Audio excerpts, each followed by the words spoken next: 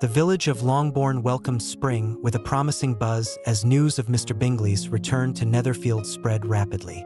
To Mrs. Bennet, this was nothing short of a miracle, as she had long dreamed of Jane Bennet, her eldest daughter, rekindling her relationship with Mr. Bingley. Elizabeth, the second daughter, however, remained indifferent, while others eagerly speculated about Bingley's intentions. Elizabeth retained her usual detachment, particularly upon hearing that Mr. Darcy would also return with Bingley. To Elizabeth, Darcy was still the epitome of arrogance and aloofness, a man who had rejected everyone in Hertfordshire, including herself. This time, however, they were accompanied by a new figure, Lady Eleanor Willoughby, a distant relative of Darcy. With her refined beauty and noble demeanor, Lady Eleanor immediately commanded admiration. From the very first gathering at Netherfield, Lady Eleanor became the center of attention, drawing the curiosity of all, including Darcy. The ball at Netherfield was filled with lively anticipation. Jane and Bingley reunited with warm and affectionate glances, while Elizabeth avoided Darcy's presence. Yet Darcy, this time, no longer maintained his usual indifference. When their eyes met across the room, Elizabeth sensed something different. The prideful demeanor she had always associated with him seemed replaced by contemplation and, perhaps, sincerity. But when Darcy approached to invite her for a dance, she declined with a slight smile, leaving him standing amidst the bustling room. Lady Eleanor, on the other hand, emerged as the highlight of the evening, not only for her striking appearance but also for her musical talent and graceful conversations. When she sat down to play a classical piece on the piano, the room fell silent to listen. Elizabeth, observing from a distance, could not help but notice the gentle gaze Darcy directed toward Eleanor, a gaze Elizabeth had never seen before. A flicker of jealousy stirred within her, though she refused to acknowledge it. The next day, Wickham made a surprise reappearance in Hertfordshire. His return intrigued and unsettled Elizabeth. With his charming exterior, Wickham recounted new stories about Darcy, this time emphasizing that Lady Eleanor was part of Darcy's family and someone he had long desired to marry to secure his family's social standing. Wickham hinted that Darcy was a calculating man who would sacrifice anything, even love, to achieve his ambitions. Elizabeth did not entirely believe Wickham's words, but her doubts about Darcy reignited. She recalled the look Darcy had given Eleanor at the ball, his apparent awkwardness when discussing her, and began to speculate about the nature of their relationship. Jane, with her gentle disposition, urged Elizabeth not to judge too quickly, revealing that Bingley had confided that Darcy was, in fact, a loyal and kind friend. In the following days, Elizabeth encountered Darcy at several small village gatherings. He seemed to make an effort to approach her, but each time he tried to speak, he hesitated, as though fearing she would reject his words. During a chance encounter while walking near the Netherfield estate, Elizabeth saw Darcy assisting a poor farming family in the area. The sight surprised her. This was not the proud man she thought she knew. This meeting caused Elizabeth to begin questioning her initial judgments. But before she could fully reconcile her feelings, shocking news spread. Lydia, Elizabeth's mischievous younger sister, had become involved in a scandalous relationship with Wickham. The rumor not only tarnished the Bennet family's reputation but also left Elizabeth mortified, especially knowing that Darcy would inevitably hear of it. Elizabeth hesitated as she approached the designated spot where Darcy had asked to meet her. It was a quiet corner of the gardens at Netherfield, shaded by blooming cherry trees. The air was cool, and the scent of fresh blossoms mingled with the nervous fluttering in her chest. She was unsure of what to expect but braced herself for a confrontation. As Darcy had been an unpredictable force in her life since their first meeting, Darcy stood waiting, his expression uncharacteristically softened. As Elizabeth neared, he greeted her with a small bow, his usual formal demeanor tinged with unease. "Miss Bennet," he began, his voice steady yet uncertain. I realize that the current circumstances may not paint me in the best light, but I wish to offer clarity where misunderstandings have lingered. Elizabeth raised an eyebrow, unsure of where this was leading, and which misunderstandings would those be. "Mr. Darcy?" she asked, her tone guarded. Darcy took a deep breath, as if summoning the courage to expose himself. "I know you have heard tales from Mr. Wickham. Allow me to say this plainly. He is not the man he pretends to be. He thrives on deceit and manipulation, and his intentions toward your sister Lydia are far from honorable." Elizabeth's stomach churned. "If that is true," she replied carefully, "then why have you not confronted him more openly? Why allow him to roam free and harm others?" Darcy's face darkened. "Because he is cunning. Wickham has always relied on people's willingness to believe the worst of me, and in some cases, I fear he has succeeded." He paused, then continued in a quieter tone. "But this is not about me. It is about protecting your family. Miss Bennet, despite what you may think of me, I have taken steps to locate Lydia and ensure that she is not left to face ruin." Elizabeth's breath caught. "You? What steps have you taken?" "I have enlisted trusted acquaintances in London to investigate Wickham's whereabouts," Darcy explained. "Should I find him, I will ensure he does right by your sister, whatever the cost." Elizabeth was stunned. The image of Darcy as a proud, self-serving man began to blur. Her mind raced as she processed his words. Could it be that Darcy, the man she had dismissed so readily, was the only one willing to fight for her family's honor when it mattered most? But before she could respond, Darcy's attention shifted behind her.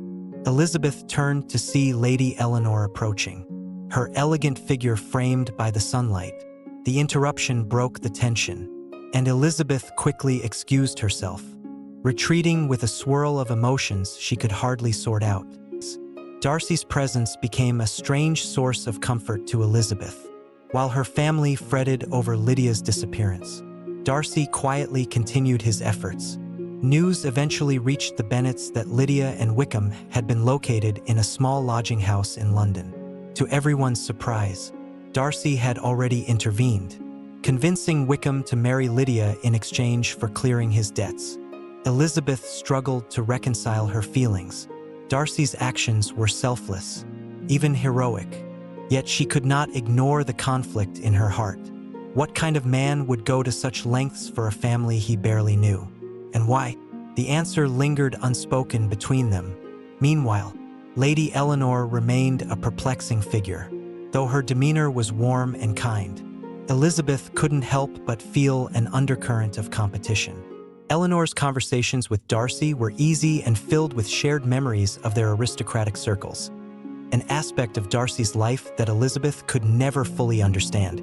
One afternoon, Elizabeth found herself alone with Eleanor during a tea gathering. Their conversation began pleasantly, but soon veered into more personal territory. "Miss Bennet," Eleanor said with a smile, "I must admit, you intrigue me. Darcy speaks highly of your wit and independence." Elizabeth's brow furrowed. "I am flattered, though I find it difficult to imagine him saying so." Eleanor chuckled. "He is not as guarded as you might think. In truth, I have always admired him for his sense of loyalty and integrity. It's rare to find such qualities in a man of his standing." Elizabeth considered her words carefully. Loyalty is indeed admirable, but it must be matched with humility. Pride, after all, can blind even the best of men. Eleanor tilted her head, studying Elizabeth intently. "You care for him more than you let on, don't you?" The question caught Elizabeth off guard, and she quickly changed the subject. But Eleanor's words stayed with her long after their conversation ended. As the scandal surrounding Lydia began to settle, Jane's relationship with Bingley faced its own hurdles. Bingley's mother, Mrs. Featherstone, arrived at Netherfield and immediately made her disapproval of Jane known. In her eyes, the Bennet family lacked the wealth and connections necessary for a match with her son. Jane, ever kind-hearted, began to withdraw, believing she was unworthy of Bingley's affection. Elizabeth, noticing Jane's growing despondency, confronted Bingley one evening. "Mr. Bingley," she said firmly, "do you love my sister?" Bingley, startled by her directness, stammered, So is she. "Jane is everything I could ever wish for." "Then why do you let others dictate your actions?" Elizabeth pressed. "If you truly care for her, you must show it. Do not let the opinions of those who know nothing of her character sway you." Bingley looked away, conflicted. "It is not so simple, Miss Bennet. My family has expectations, and their approval means much to me." "And what of your own happiness?" Elizabeth challenged. "Is that not worth fighting for?" Bingley remained silent, but her words clearly struck a chord. Darcy found Elizabeth alone in the garden at Longbourn. The air was crisp, and the stars glittered above as they stood in a rare moment of privacy. "I must apologize for interrupting your peace," Darcy began, his voice low and sincere. "But there is something I must say." Elizabeth looked at him, her heart pounding. She braced herself for his next words, unsure of what they might bring. "I have come to admire you greatly, Miss Bennet," Darcy confessed. "Your strength, your intelligence, your unwavering commitment to those you love. They have challenged me to become a better man." Elizabeth's breath caught as he continued. "I do not ask for your forgiveness for my past faults, but I hope that, in time, you might see me as I truly am." Elizabeth stood frozen, torn between the remnants of her past prejudices and the undeniable sincerity in Darcy's voice. Before she could reply, he stepped back, offering her a small, wistful smile. "Good night, Miss Bennet," he said softly, before disappearing into the shadows. Left alone in the garden, Elizabeth felt her defenses begin to crumble. The man she had once dismissed as proud and unfeeling was now proving himself to be something entirely different, something she wasn't sure she was ready to confront. Days turned into weeks, and the Bennet household finally found some measure of calm after the Lydia Wickham debacle. Though the situation had been salvaged by Darcy's intervention, Elizabeth remained in a tumultuous state of mind. The Darcy she thought she knew, the proud, aloof man who seemed indifferent to the plight of others, had acted with generosity and honor, risking his reputation and resources to protect her family. The memory of his quiet confession in the garden haunted her thoughts, yet she still hesitated to admit the feelings stirring in her heart. Elizabeth was not alone in her turmoil. Jane, though overjoyed to see Lydia's situation resolved, could not ignore the growing distance between herself and Bingley. Despite his clear affection for her, Bingley appeared hesitant, caught between his love for Jane and the expectations of his family. Elizabeth watched her sister retreat into silence, unwilling to confront her own heartbreak. One afternoon, Mr. Gardiner, Elizabeth's uncle, invited her to accompany him and his wife on a trip to the Lake District, though originally planned as a diversion for the entire Bennet family. Only Elizabeth was able to join due to the recent scandal. The Gardiners suggested stopping at Pemberley, Darcy's grand estate. On their way north, Elizabeth, though initially reluctant, agreed out of curiosity and a lingering desire to understand the man who had so profoundly disrupted her life. When they arrived at Pemberley, Elizabeth was struck by the estate's grandeur. The house stood amidst rolling hills and serene lakes, exuding both elegance and comfort. As they were shown through the estate, Elizabeth felt a pang of regret as she realized the magnitude of what Darcy represented. Not just wealth and status, but a life of responsibility, leadership, and care. She had misjudged him, not just as a man, but as a person of immense depth. Her reflections were interrupted when Darcy himself appeared. Much to her shock, he had returned to Pemberley earlier than expected, and his surprise at seeing Elizabeth was evident. Yet his demeanor was far from awkward. He greeted her with warmth and genuine pleasure, offering to show her and the Gardiners more of the estate. His sincerity disarmed Elizabeth, and for the first time, she felt herself at ease in his company. Their time at Pemberley proved transformative. Darcy's interactions with his staff and tenants revealed a man of kindness and humility, far removed from the proud aristocrat she had once believed him to be. Elizabeth also met Georgiana, Darcy's shy yet charming younger sister, who spoke of her brother with deep affection and admiration. Through these moments, Elizabeth began to see a new side of Darcy, a man capable of great love and loyalty, a man she could respect and, perhaps, love in return. But her newfound clarity was soon tested. Lady Eleanor arrived at Pemberley unexpectedly, bringing with her an air of urgency. Elizabeth overheard snippets of a conversation between Eleanor and Darcy, where Eleanor spoke of familial obligations and the pressures placed upon Darcy to secure an advantageous marriage. Though Darcy's responses were measured, Elizabeth could not shake the feeling that Eleanor represented a life Darcy was expected to embrace, a life where Elizabeth had no place. Adding to Elizabeth's distress was the sudden arrival of Wickham in the nearby town. His presence, coupled with lingering resentment over his treatment of Lydia, reignited old tensions. Wickham sought to sow discord once again, hinting to Elizabeth that Darcy's affections for her were merely a fleeting amusement. Though Elizabeth dismissed his words as manipulative lies, the seed of doubt had been planted. When Darcy confronted Wickham privately, their exchange was heated but controlled. Darcy demanded that Wickham leave the area immediately, warning him that his continued interference would not be tolerated. Wickham, ever opportunistic, tried to bargain for money, but Darcy refused, vowing instead to expose Wickham's true nature should he persist. Meanwhile, Jane's situation took an unexpected turn. Bingley, emboldened by a conversation with Darcy, decided to confront his family. He declared his unwavering love for Jane and rejected their objections, insisting that his happiness lay with her. His mother, Mrs. Featherstone, reluctantly relented, though she made her displeasure clear. When Bingley arrived at Longbourn to propose to Jane, she was overcome with emotion, and for the first time in weeks, her radiant smile returned. Elizabeth watched her sister's happiness with mixed emotions. While she was overjoyed for Jane, she could not ignore her own unresolved feelings for Darcy. Their paths had become intertwined in ways she could never have anticipated, and yet she remained uncertain of where they stood.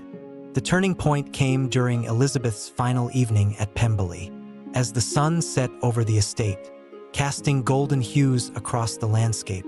Darcy invited Elizabeth for a walk through the gardens. They strolled in companionable silence until Darcy spoke. "Miss Bennet," he began, his voice steady but tinged with vulnerability. "I must speak plainly. These past weeks, seeing you here at Pemberley, have been both a joy and a challenge. I find myself drawn to you in ways I cannot ignore, yet I fear that I have done little to earn your regard." Elizabeth paused, her heart pounding. "Mr. Darcy, you underestimate yourself. If anything, I am the one who has been blind to your character, your kindness, and your intentions. I misjudged you terribly, and for that, I am deeply sorry." Darcy turned to face her, his expression softening. "Then allow me to ask, Elizabeth, might you consider forgiving my earlier faults and granting me the honor of your affection?" Elizabeth's breath caught, and for a moment, she could not speak.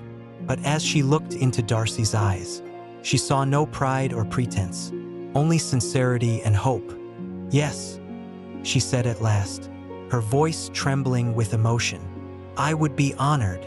As they stood together beneath the fading light, Elizabeth felt the weight of her doubts and prejudices lift.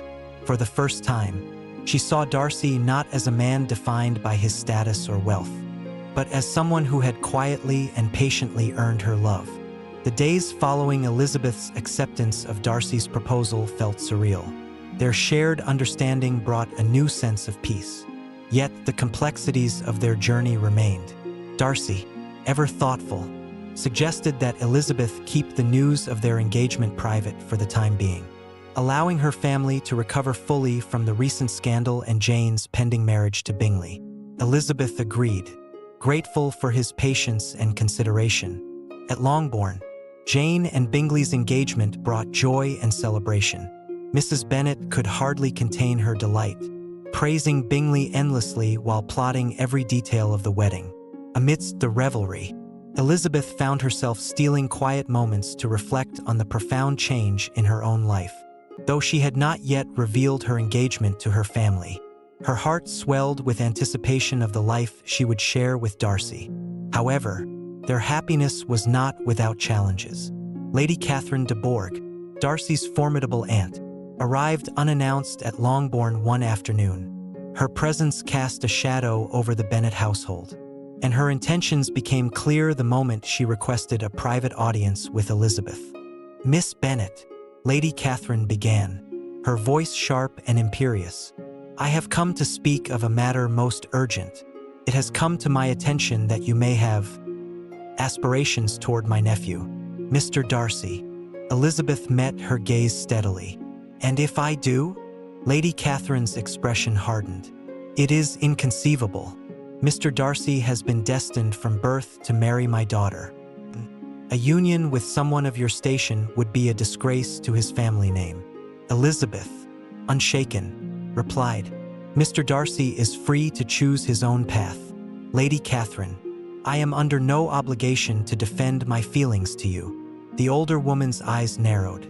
"You are a headstrong, impertinent girl, but mark my words, you will not have him. I will ensure it." With that, Lady Catherine stormed out, leaving Elizabeth more resolved than ever.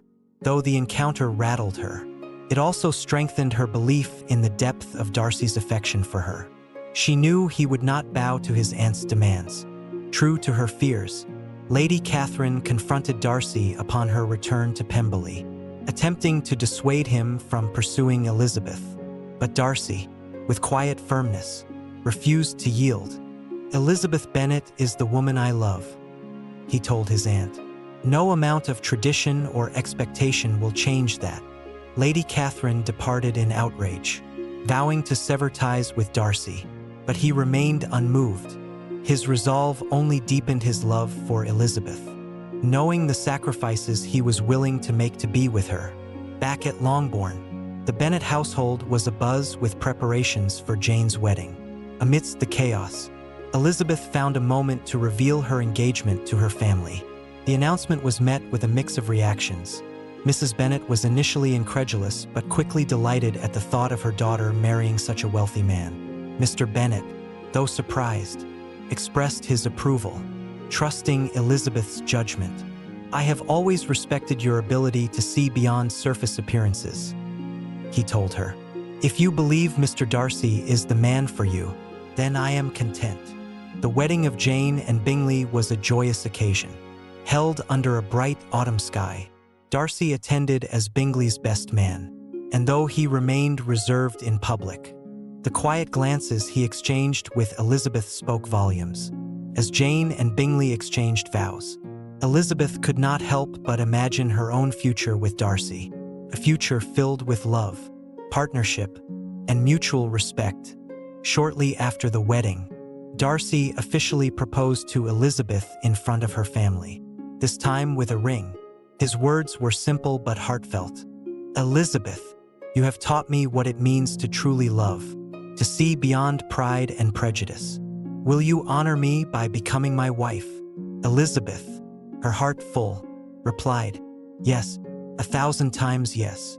Their engagement brought closure to the many misunderstandings and trials they had faced. With Jane happily settled at Netherfield and Lydia's scandal largely forgotten, the Bennet family felt a sense of pride in Elizabeth's match, recognizing that her marriage to Darcy was not just a triumph of love, but also a testament to her character and strength. The wedding of Elizabeth and Darcy was held at Pemberley, surrounded by friends and family. Lady Eleanor attended, offering her genuine blessings to the couple. Though she had once hoped for a future with Darcy, she now admired Elizabeth for her wit, strength, and unwavering sense of self. In a quiet moment, she confided to Elizabeth, "You are the perfect match for him. He has found his equal in you." As Elizabeth and Darcy stood together under the vast sky of Pemberley, they felt a sense of fulfillment and gratitude. Their journey had been fraught with challenges, but each obstacle had brought them closer, shaping their love into something enduring and profound. In the years that followed, Elizabeth and Darcy built a life of harmony and joy at Pemberley. Elizabeth, with her sharp intellect and open heart, became a beloved figure among Darcy's tenants and neighbors, while Darcy continued to grow as a man of both principle and compassion. Together, they proved that love rooted in respect and understanding could overcome even the deepest divides of pride and prejudice. The story ends with Darcy and Elizabeth walking hand in hand through the gardens of Pemberley, their laughter echoing softly in the air. Though their journey had been far from easy, they had found in each other not just a partner, but a kindred spirit, and for them, that was enough to promise a lifetime of happiness.